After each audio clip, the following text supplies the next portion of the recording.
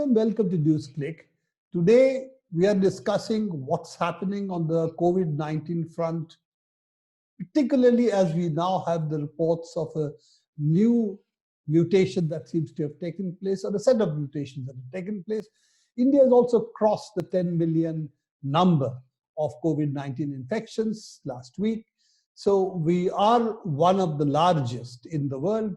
And of course, we are not still on the scale of the United States, which is well ahead of us. But the virus mutation raises issues that how effective our vaccines will be if and when they're available in India. And we are going to discuss both these aspects, the mutation, the increasing transfer that seems to be transmission that seems to be taking place, and what are the possible impacts it might have on our vaccines. Satyajit, to start with, the question that this seems to be causing some alarm, that this is what would be called the transmission rate seems to be significantly higher in this mutation, or sets of mutations, because it seems to be not one mutation, but a set of mutations. So quick question, two questions in one. One is, what is this mutation that has taken place, set of mutation that has taken place, and the transmission rate, how high is it? Is it really confirmed? And is it something that we should really worry about? Yeah. So as you point out, this is not one mutation in the sense of one isolated change that we are talking about. We are talking about a whole range of changes through the entire gene set of the virus, all its many different genes. So there are things that we must remember not to get panicky about. So let me go over those first. And then we might want to talk about the interesting science involved in the variant virus, which let's call it. So firstly, this is not a more virulent form of the virus. There is no evidence whatsoever. There isn't even any speculative basis for thinking that this variant is going to cause more serious disease. That means even if people get infected, it will not put them in much larger numbers in ICUs and so on. No. That part of it seems to be same as what the current infections are. That is one part of it. So that's one part. A second part is that at the moment we have no clear evidence that the changes in this variant virus are actually biologically meaningful, that they are functional in any sense. The entire abundance of caution response that is being seen worldwide is driven based on correlations. So what is the correlation needs to be remembered. The correlation is that a couple of months ago in Britain, this variant seemed to account for about a quarter of the infections in southeastern England. More recently, it seems to account for almost 2/3 of those infections. This is subject to statistical error because everything is not being sequenced. Even though the United Kingdom has one of the world's best sequencing records, in the sense that they actually sequence the entire virus gene set of many more isolates than most other places in the world, most other countries in the world, it's still 5% or so of the total infections. So by no means are these terribly statistically reliable. But because this particular variant has grown in prominence over time, grown in relative prominence in the community over time, and this is being taken as a correlative evidence for the possibility that it spreads more rapidly. Quick interjection here. So about 25% say, or 20-25% say 2 months back, it's now about 60%, roughly 60% in southeastern England. That's what we're really talking about. And therefore the possibility that if this is spreading faster than others, that therefore its transmissibility would be more. That's the broad argument. So clearly it has increased in prominence. This increase in relative prominence could simply be accidental because social behavior and accidental events simply happened to involve this particular strain. That formally remains possible. But it's also possible that it is because it's a little bit more transmissible. And that second possibility of a biological transmissibility increase is supported by at least a couple of the changes in this variant. At least one of these changes involves the binding to cells, the virus protein, the spike protein that allows the virus particle to stick to cells and to infect it.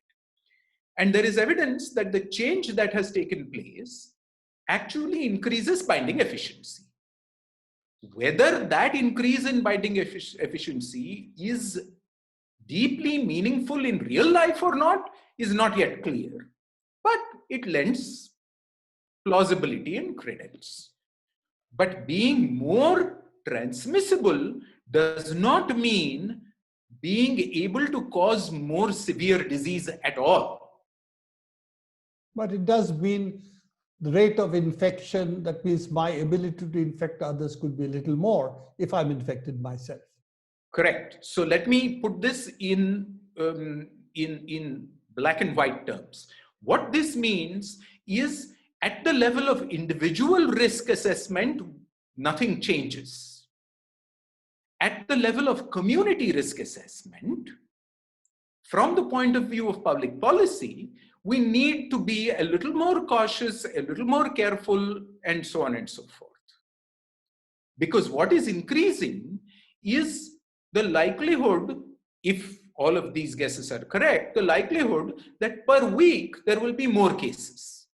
And if that happens, then healthcare systems will get that much put under strain. So public policy needs to worry. But individuals don't need to worry thinking that, oh, this has become a much more virulent strain. No. So the real issue is, of course, when it comes to pandemic or epidemic control, this has consequences. This is consequential. Although, I repeat, we are still talking about early days of analysis, and this is still all guesswork.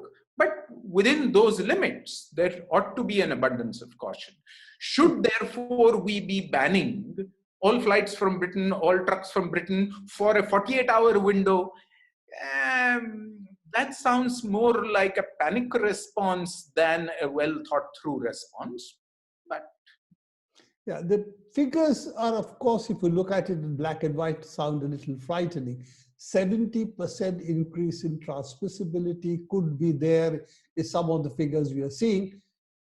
Not enough basis to say that, but on the, that doesn't stop people from making guesstimates of some kind. So, two quick points on that score. One is, there is actually no basis for the 70% number in any meaningful fashion at all. Secondly, 70% increase in transmissibility is one way of saying it. Another way of saying it, it's not even a twofold increase in transmissibility. It's a 1.7-fold increase in transmissibility. So let's all, instead of infecting 12 people, if 10 people get infected, they infect another 12 people. Instead of that, they infect about 17, 18 people. It's basically the way to look at it. So, but as you put it, the 70% increase sounds a little more frightening than the way you're putting it. So that, of course, as you know, immediately people have now got accustomed to understanding what a GP series is or an exponential increase is, and so on and so forth. So that's really, 50% increase, 70% increase, you immediately start thinking of an explosion because it leads to exponential growth, which it would if all other contributory factors were not taken into account. And also the fact that people are not going to get infected again and again. The thing, of course, that you've talked about is that it does cause a problem for the public health system. And both in, say, for example, if it hits California at this moment, there are some of the places over there are to the last ICU beds. That's a report we seem to see. UK, parts of it may still be under stressed condition, the public health system over there. So public health wise, there is still cause for concern. But coming back to the... Absolutely, yes. But so that's the distinction I'm trying to make. Yes. That, and as you know, we've been trying to make this distinction for 8 months of individual risk assessment and community risk assessment. And this is yet one more example of precisely that. So a 50% or a 60% increase in transmissibility, if your ICUs are already stressed or your hospitals are already stressed, would get into a serious crisis or a much more serious crisis. And that's the risk that you carry. But if your hospitals are functioning with lots of spare capacity, then the risk involvement will be minor. Yes, of course, number of deaths would go up statistically, because when you deal with large numbers, it would still matter. Coming back to the issue which is also worrying people, that, and you said that we really don't have too much evidence of this.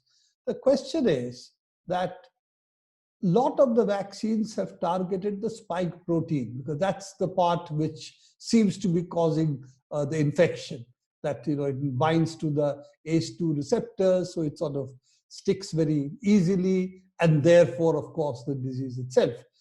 But since the vaccines have targeted precisely the spike protein, is it likely that the vaccines will not be so effective? Yeah. So that's the other thing that I think much more anxiety is being expressed than is warranted at the moment. So let me explain 3 categories of changes that have taken place in this variant. The variant has a very catchy name. Have you noticed? The variant is called, really very catchily, VUI 2020-0112. You have a good memory. So, biologists are great at coming up with memorable names for their organisms. Anyway, so this variant has, as I said, one change that seems to increase its efficiency of binding to the cellular target. Another change removes a couple of amino acids from the protein. And there is some evidence that that change has been seen independently in other situations where the virus seems to have mutated in a single individual under immune pressure. And that's the only reason at this point why people are anxious that 2 amino acid change may mean that this virus is no longer susceptible to the immune response generated by vaccines. At the moment, there is no really good reason to think that. There are good reasons not to think it. So eventually, are we going to start meeting immune evading virus variants? Yes, we are. Have we started meeting them already? Not so far. So at the moment, I don't think that this variant should be causing us particularly serious anxiety. We are still waiting on data, but it should not be causing us serious anxiety about its being impervious to a vaccine. So chances, and again, of course, we cannot talk of definitives in the case of biology, unlike physics. The chances are, and of this vaccines, the virus being impervious or immune to vaccines, these chances are very low at the moment, unless we see something radically different in the future. Now, last question to you, and I'm sorry for getting into more and more into biology for my viewers. The question that still remains, that generally the mutation that takes place in the virus, or we have seen in this virus, is 1 or 2 locations. We have heard that the the virus doesn't evolve or change as quickly as, for instance, the flu virus does, and so on. But here we seem to see 17 changes in one particular variant, which is the largest change that we seem to see in a variant from all others. Now, would it be that this shows that there is something else that we have to worry about, that large chunks can be interchanged? Or is it somebody was immune compromised, this sort of evolved within that person for a long time? And I know that this is a bit of a fiction writing for you, which you are unwilling to do generally. But what suddenly lead to this large number of changes in one particular variant? So it's interesting that if you read the paper, there is only one paper on this variant, and even that is actually, but anyway, there's a proper report. And that report, the scientists at the COVID-19 Genomics Consortium UK who are reporting this, have spent as much time enthusiastically speculating on the issue that you point to as they have in enthusiastically speculating on the consequences of these changes. So they are talking about the genesis of the changes and the consequences of the changes with equal enthusiasm as befits biologists. So the fact of the matter is that if a virus comes into my body, depending on the number of generations it goes through in my body, it will accumulate that many changes, or the population will accumulate that many changes. So if it's an acute infection, it comes in, it spends a few days, I get rid of it, whatever transmits, but otherwise it's all gone. There's only a few changes. As a result, speculatively we say that means that if I find a variant that has suddenly seemingly undergone a lot of changes, then it must have spent a long time in one individual. Now, this is subject to a peculiar caveat. Remember, I told you that even in Britain, only about 5% of the virus isolates are being sequenced. So it remains formally possible that even this virus is the outcome of a lot of other in-between steps that are out there that we just haven't found. So you can make a statistical calculation and say that it's less likely and so on and so forth, but we should keep that in mind, and that the nature of the evidence is indirect. But within the individual, therefore, because the virus is going through many generations, it is now subject to selection pressures within that one individual.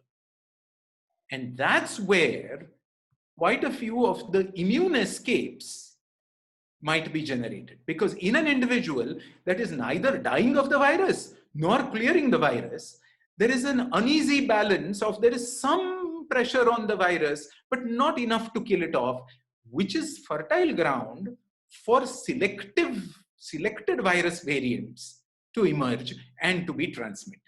And that's why that speculation is biologically interesting. Okay.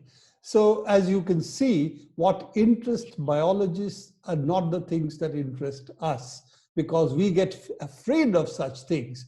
But, well, that's their profession as opposed to ours. So for them, we are the subject material, just as much the viruses are. So Satyajit, thanks for sharing these insights with us. I think we are going to spend a couple of anxious weeks following what are the things that happen, and particularly looking more closely at the nature of the transmission, as well as its possible repercussions regarding will it make us more sick, which you have very strongly refuted. Will it have any effect on the vaccines? Most probably no, and so on. So I think more grounds to continue our conversation with you, and of course with our viewers. Thank you very much for being with us, sharing your deep understanding of rather esoteric processes going in our bodies and in the viruses. This is all the time we have for NewsClick today. Do keep watching NewsClick and do see our discussions on COVID-19 and all the issues that are coming up with respect to that.